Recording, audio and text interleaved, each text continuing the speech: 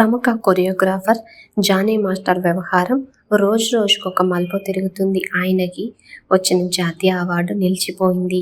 తిరుచిత్ర బలం సినిమాలో మేఘం కరుగత అనే పాటకు గాను బెస్ట్ కొరియోగ్రాఫర్గా నేషనల్ అవార్డును జానీ ఎంపికయ్యారు. అయితే తన వద్ద పనిచేసిన కొరియోగ్రాఫర్పై లైంగిక వేధింపులకు పాల్పడిన ఆరోపణలపై జానీ మాస్టర్ గత నెలలో జైలు పాలయ్యారు. ఫోక్సో కేసు కూడా నమోదైంది. ఈ తరుణంలో ఆయన జాతీయ అవార్డు రద్దయింది. దీనిపై కొందరు స్పందించారు. జానీ మాస్టర్కి ఇవ్వాల్సిన జాతీయ అవార్డును నిలిపివేయడంపై కొరియోగ్రాఫర్ సందీప్ స్పందించాడు. అవార్డును వెనక్కి తీసుకోవడం సరికాదంటూ ఓ వీడియో పోస్ట్ చేశారు. జానీ మాస్టర్కు నేషనల్ అవార్డు క్యాన్సిల్ అయిందని సోషల్ మీడియాలో చూసా. చాలా బాధగా అనిపించింది.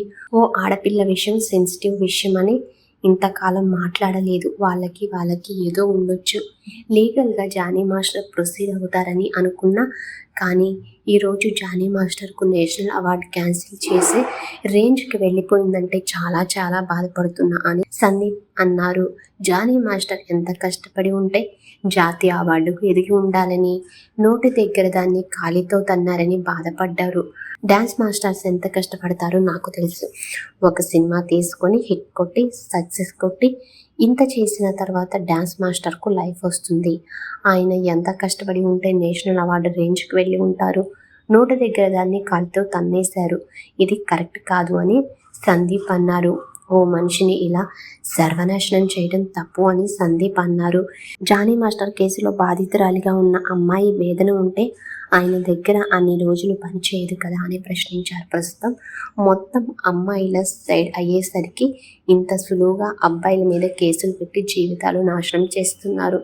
ఇది కరెక్ట్ కాదు అని సందీప్ అన్నారు. తన భార్యతో కలిసి ఈ వీడియో చేశారు. అయితే జానీ మాస్టర్కు మద్దతు తెలపడంపై సందీప్ను కొందరు నెటిజన్లు విమర్శించారు. టాలెంట్ ఎంత ఉన్నా ప్రవర్తన ముఖ్యమని కొందరు కామెంట్స్ చేస్తున్నారు.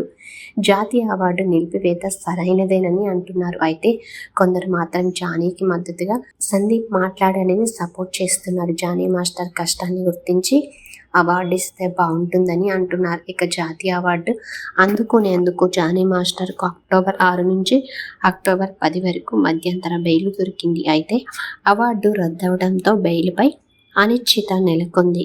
ఆయన 10 వరకు బయట ఉంటారా, మధ్యంతర బెయిల్ రద్దు చేసి మళ్ళీ జైలు పంపిస్తారా అనేది ఆసక్తికరంగా మారింది.